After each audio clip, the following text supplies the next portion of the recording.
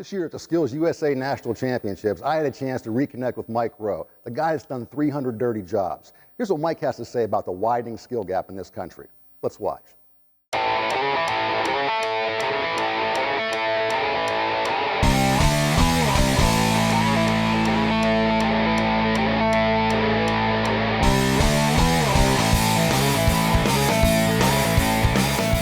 Okay, Mike, so you've been through Skills USA, a tour when it really wasn't going 100%, but you got a flavor for what it was like. So tell us a little bit about that. No, I think I got a pretty good sense for what's coming. It's basically organized pandemonium, which in hindsight, just about every good thing is, you know. I mean, it's no fun if you know how it's going to end, and it's no fun if it's all super careful and precise. So there's a lot of excitement, obviously. There's a lot going on. And from what I can tell, it's going to be a big week. Well, we just stepped out of the luncheon from Mike Rowe Works Scholarship. Tell us a little bit about the scholarship and what that's meant to some of these students. Well, I can't speak for the kids, but I hope part of what Mike Rowe Works does is just tries to encourage the trades. You know, and there are so many ways you can do it. Buying tools through the AED, which we did for years, sending kids straight into a trade school with a technical scholarship. But at Skills, we thought it would be good to pay for the travel, just to simply get some kids here who qualified, but could otherwise not make it. And the reason I wanted to do that is because so many times it's the simple little things, you know, that wind up getting in the way of a great experience, a good job, or even a fulfilling career. Like the fact that you might not be able to get on a plane to physically get here. You know, I mean, the Boy Scouts did right by me years ago, and I have no idea if I'd be here, you know, if not for my affiliation with the Boy Scouts. And I know for a fact that a lot of these kids are in a transformative place. You know, what's going to happen to them in the course of this week, they're going to remember for the rest of their life. It's just massive. I mean, you can't overstate it. So to help 50 or so get here who otherwise couldn't, I think it's a good thing. One thing I really enjoyed about the site, I have to ask you this, it may be off topic, I don't know, but on the site, Mike has a fake talk show. It's called Lessons from the Dirt, of all things. And I clicked on it wondering what it was, and it was kind of interesting. But what I liked is you interviewed the crew who's going to help you shoot the poster. So just tell me a little bit about that. I thought that was kind of interesting. We wanted to, I mean, this is a true story, you know, and we try and be as transparent as we can in these things, but the goal with Caterpillar was to create half a dozen spots, 30-second commercials, that would help people think differently about the very thing we're talking about. And what we realized was about halfway through the first day, this is really hard to do in 30 seconds. In fact, it's impossible. And we did it anyway, but we also shot the making of the spots, those are like 2.5 minutes, and when you watch the making of the commercial, you get a much better sense of, you know, A, it's fun, I mean, I like my trade, and B, you just learn more. So as long as we were sort of making stuff up as we went, I said, well, what if we just do a fake talk show called Lessons from the Dirt, and we'll interview guests about their thoughts on work. And of course we said, well, where are you going to get a guest? You got to start shooting right now. And I looked around and I said, well, how about that guy who's running the camera? And how about this guy who's running, you know, this thing? I mean, where are you without this thing, right?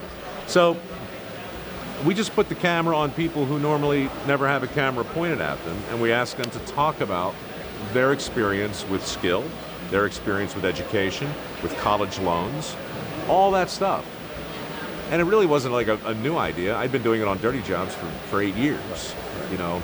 So the point of Lessons from the Dirt is to let people in their own words explain why they love what they do, in this case, just people in the broadcast industry, but also just to celebrate the idea that anybody can be a tradesman. It's not just about the skill, it's a state of mind, it's a work ethic, and you can find that in vocations all over the place. So, but mostly we were looking for an excuse I just wanted to impersonate a bad game show talk show host for a while. So I was going to ask you your next guest was going to be, but I guess that's a secret. Yeah, it's the secret is so well kept. I don't know. Yeah. Okay. Well, 2008, Mike Rowe Works starts on Labor Day.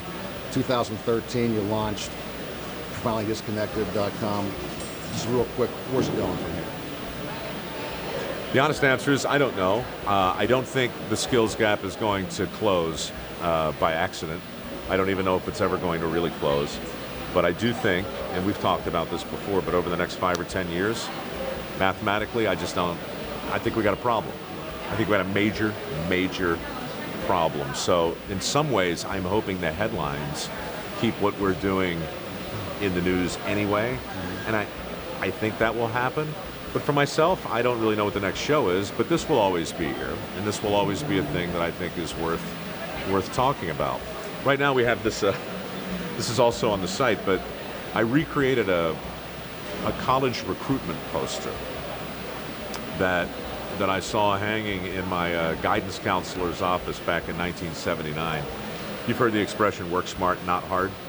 Yep, I saw the same poster. All right, well, you Google it. Google work smart, not hard, and you'll see it today. It's everywhere. It's on backpacks. It's the title of books. It's, you know, I mean, people love that expression. It's a cliche on the one hand, but on the other hand, you know, what happens when an entire society starts to take a cliche to heart? That poster is a picture of a college grad looking very happy and self-satisfied holding his diploma next to a worker looking beat up, miserable. Disheveled mechanic. Yeah. Wrench on the back, that, you know, the stereotype. Exactly, the stereotype. And my guidance counselor in 1979 was trying to talk me into a 4-year school, which eventually I went to, but at the time I didn't have any money. And I didn't know what I wanted to do. So I said I wanted to go to a 2-year school. And he said, Mike, that's so beneath your potential. Look at this. And he points to the poster and says, which one of these guys would you rather be? And so it was such bad advice then, but the crazy thing is we're still giving it. We're still giving the same exact bad advice 40 years later. And now we wonder why we have $1 trillion in student loans. We wonder why the skills gap won't close, 3 million jobs available. Well, I think the reason is we took that bad advice. So we changed the poster to say work smart and hard. I now play the role of the graduate holding on to a degree, which is, you know, you look disheveled. I look disheveled, confused by the industrial setting in which I find myself.